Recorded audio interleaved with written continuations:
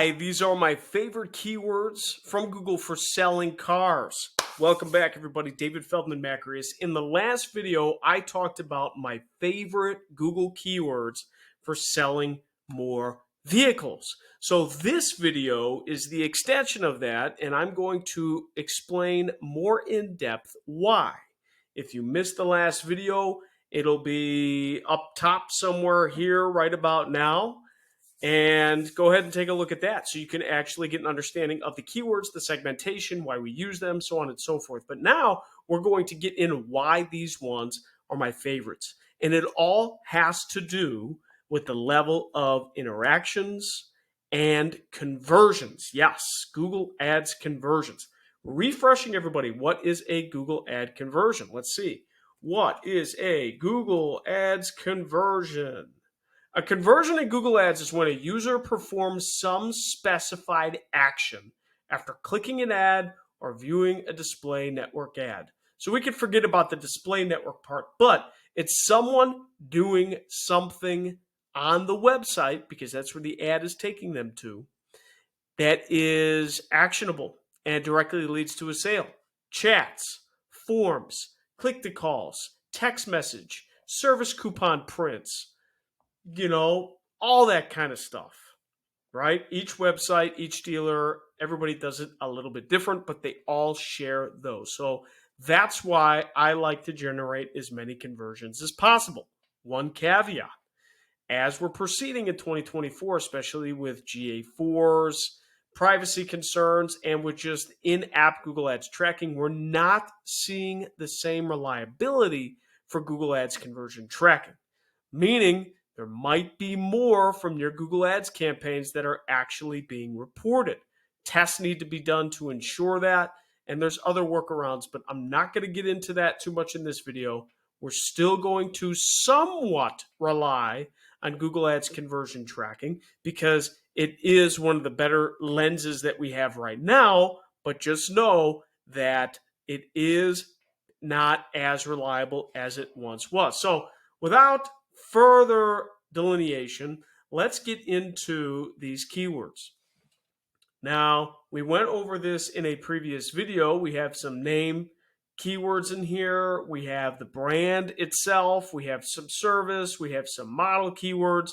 I'm descending by interactions, which isn't quite the same as descending by cost, but I included these three columns in here instead of just the cost, right?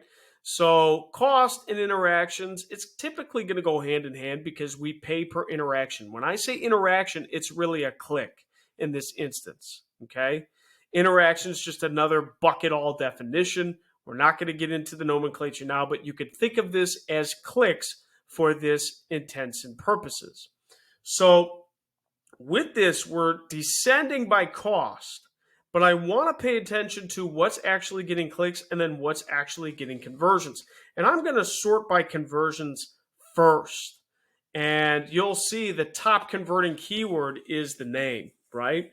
The actual name of the store. And again, high amount of debate. Should we have a name campaign? Should we not? That's all just for service. We're wasting our money. It shows that we're doing really well when we would have got that business anyways. I've heard all the excuses in the book. I do think it's important to have a name campaign. It's important to not over budget it. But again, you have to spend money in Google to be able to see who's bidding on your name. And in almost 100% of instances, unless you're a really rural store, if you're near a major metropolitan store, your name is being bid on by your competition. Just a fact. Especially if your name has your location in it. Like if I had a Niles Chevy as an instance, or Glasgow Chevy.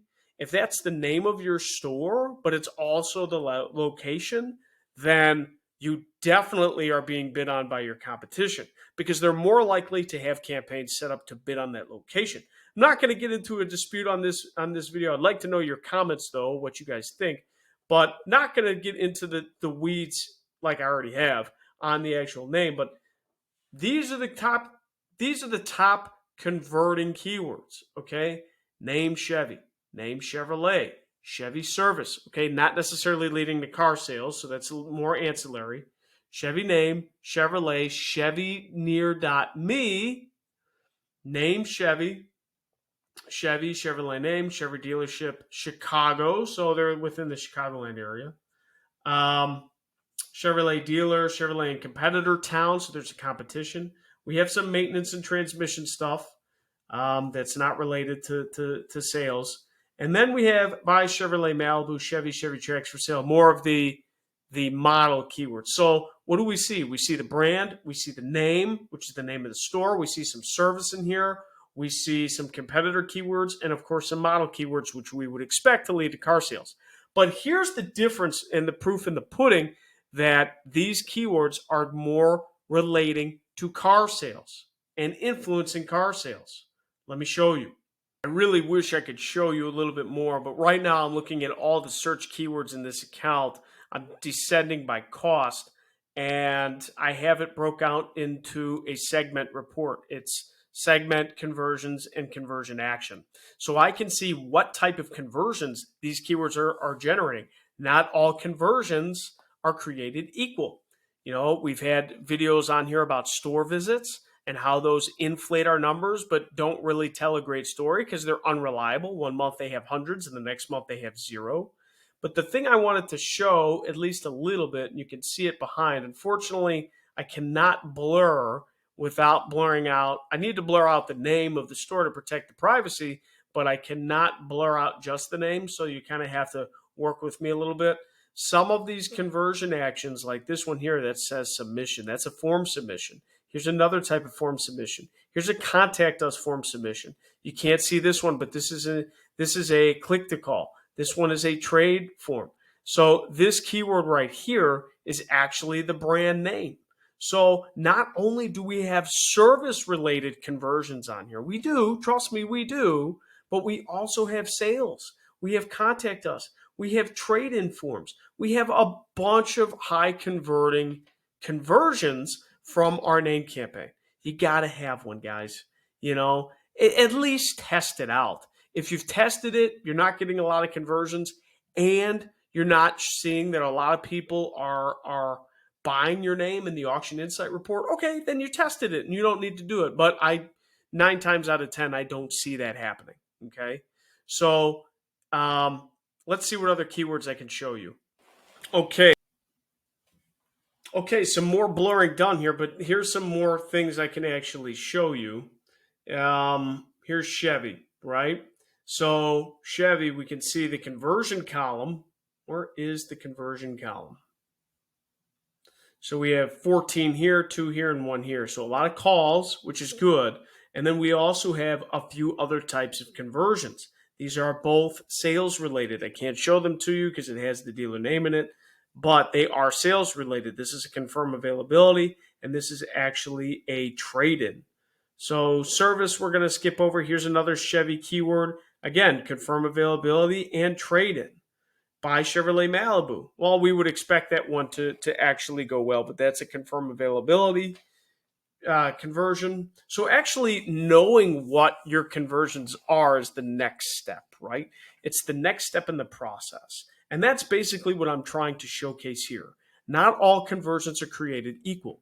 If you don't know what's being tracked as a conversion, and better yet, if you're not testing it, then you don't really know what is leading to a car sale. With our team, we not only differentiate all the different types of conversions, but we also test them to make sure they fire correctly, to make sure they count correctly, because oftentimes with site providers, things get broken. Stuff gets, jammed up. The OEM butts their nose in there and puts widgets or sliders or whatever on there without letting anyone know. So it's important to test your conversions all the time and periodically, and that's something we do. We delineate our conversions and we test our conversions. And that's what actually makes the difference, because then we're paying attention to the right items to actually generate that action on the website that we care about. The form submits, the sales inquiries, the phone calls, the chats, the texts.